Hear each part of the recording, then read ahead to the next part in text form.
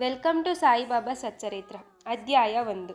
1910ರಲ್ಲಿ ಒಂದಿನ ಬೆಳಗ್ಗೆ ಸಾಯಿಬಾಬಾನ ದರ್ಶನಕ್ಕೆ ಭಕ್ತರೆಲ್ಲ ಬಂದಿರ್ತಾರೆ.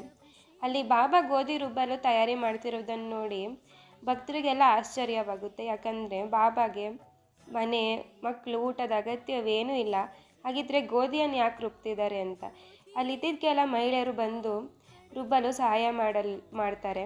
ಮಹಿಳೆಯರು ಸಂಪೂರ್ಣ ಗೋಧಿ ರುಬ್ಬಿದ ಮೇಲೆ ಬಾಬಾ ಅದನ್ನು 4 ಭಾಗ ಮಾಡಿ ಅದನ್ನು ಊರಿನ ಸುತ್ತ ಹಾಕಲು ಹೇಳ್ತಾರೆ. ಜನರು ಅದನ್ನು ಹಾಕಿ ಬರ್ತಾರೆ. ಆ ಸಮಯದಲ್ಲಿ ಗ್ರಾಮದಲ್ಲಿ ಕೊಲೆರಾ ಎಂಬ ರೋಗ ಹರಡಿರುತ್ತೆ. ಬಾಬಾ ಈ ರುಬ್ಬುವ ಕ್ರಿಯೆಯಿಂದ ಕೊಲೆರಾ ನಾಶ ಆಗಲಿ ಅಂದ್ಕೊಂಡು ರುಬ್ಬಿರ್ತಾರೆ. ಅದೇ ರೀತಿಯಲ್ಲಿ ಕೊಲೆರಾ ಎಂಬ ರೋಗ ಹಂತವಾಗಿ ಕಮ್ಮಿಯಾಗುತ್ತೆ. ಜನರೆಲ್ಲರೂ ಆರೋಗ್ಯವಾಗ್ತಾರೆ. ಈ ಅಧ್ಯಾಯದ ಸಾರಾಂಶವನ್ನು ನಾನು ಮುಂದಿನ ಪಾಠಲ್ಲಿ ಹೇಳ್ತೀನಿ. ನಮ್ಮ ಚಾನಲನ್ನು ಸಬ್ಸ್ಕ್ರೈಬ್ ಮಾಡ್ಕೊಳ್ಳಿ. ಓಂ ಸಾಯಿ ಬಾಬಾಯ ನಮಃ.